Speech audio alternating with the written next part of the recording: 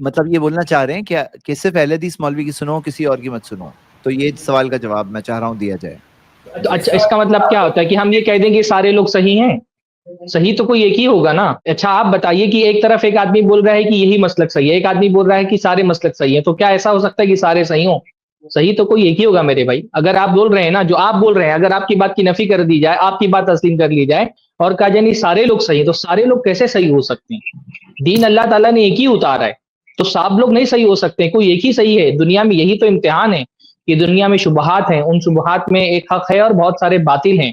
آپ کی ذمہ داری ہے مسلمان ہونے کی حیثیت سے کہ آپ بہت سارے باطل کے بیچ میں اس ایک حق کو تلاش کر کے اختیار کریں. یہی تو دنیا میں امتحان ہے اصل. اور ہم یہ کہاں بول رہے ہیں کہ کسی کو مت سنو, ہم یہ تھوڑی بول رہے ہیں کسی کو مت سنو. ہم تو یہ کہہ رہے ہیں نا کہ اس کی بات سن لو کسی کو بھی, لیکن مانو اس کی جس کی بات دلیل کے زیادہ موافق ہے. ہم کب بول رہے ہیں آپ کو کہ کسی کی مت سنو؟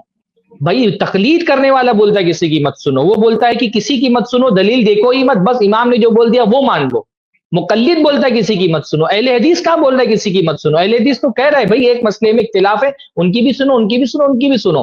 پھر دیکھو کہ دونوں سب لوگ دلیل کون سی دے رہے ہیں, جو دلیل کے موافق بات کر رہے ہیں اس کی بات مانو. اہل حدیثی تو کہتا ہے سب کی سنو, مقلد کہاں کہتا ہے سب کی سنو؟ مقلد تو کہتا ہے تم حنفی ہو تو مت دیکھو کہ امام شافعی کیا کہہ رہے ہیں, احمد ابن حنبل کیا کہہ رہے ہیں, امام مالک کیا کہہ رہے ہیں, لیث کیا کہہ رہے ہیں, اوزائی کیا کہہ رہے ہیں, سفیان ثوری کیا کہہ رہے ہیں, امام نخعی کیا کہہ رہے ہیں. تم کسی کی مت سنو, تم صرف امام کی سنو اور دلیل جانے بغیر اس کے پیچھے چلو. یہ مقلد کہتا ہے. اہل حدیث تو یہ کہہ ہی نہیں رہا کسی کی مت سنو. اہل حدیث تو کہہ رہا ہے بھائی سنو, امام شافعی کی بھی سن لو کسی مسئلے میں, امام حنیفہ کی بھی سن لو, امام مالک کی بھی سنو, احمد ابن حنبل کی بھی سنو, سارے ائمہ کی سنو, سب کے دلائل دیکھو, صلاحیت پیدا کرو اپنے اندر, تجزیہ کرو, جس کی بات دلیل کے موافق ہے اس کی بات مان لو. تو میرے بھائی سب سے زیادہ اوپن اس معاملے میں اہل حدیث ہیں الحمدللہ. اور مزید بارک عام اللہ. آدمی علماء کی طرف رجوع کرے.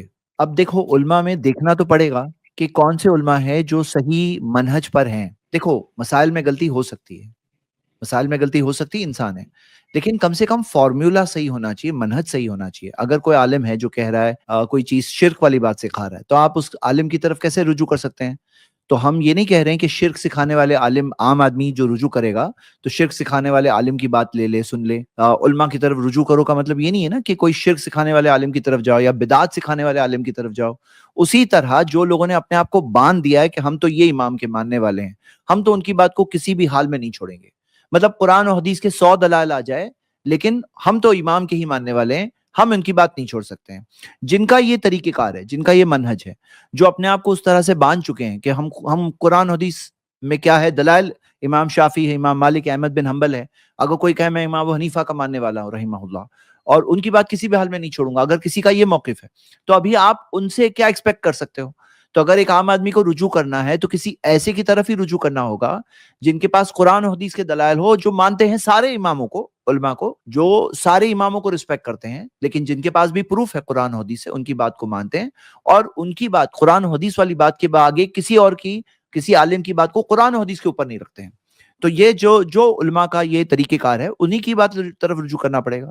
اور آج کے زمانے میں یہ طریقہ کار اہل حدیث علماء کا ہے.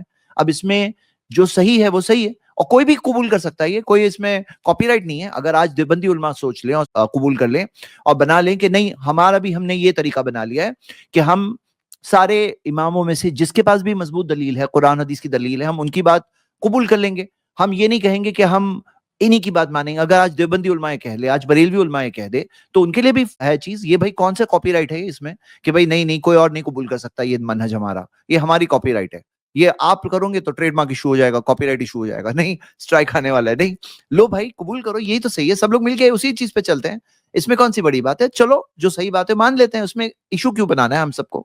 جی, اس کلپ کی فل ویڈیو دیکھنے کے لیے ہمارے چینل پر ضرور آئیں.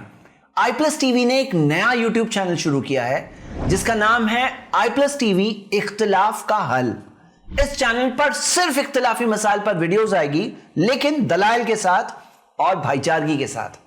آپ کو میں دعوت دیتا ہوں کہ آپ بھی ہمارے اس چینل کو سبسکرائب کریں, ہماری ویڈیوز کو شیئر کریں اور نوٹیفیکیشن آئیکن کو آل سلیکٹ کریں تاکہ آپ کو ہماری ویڈیوز کا نوٹیفیکیشن مل سکے.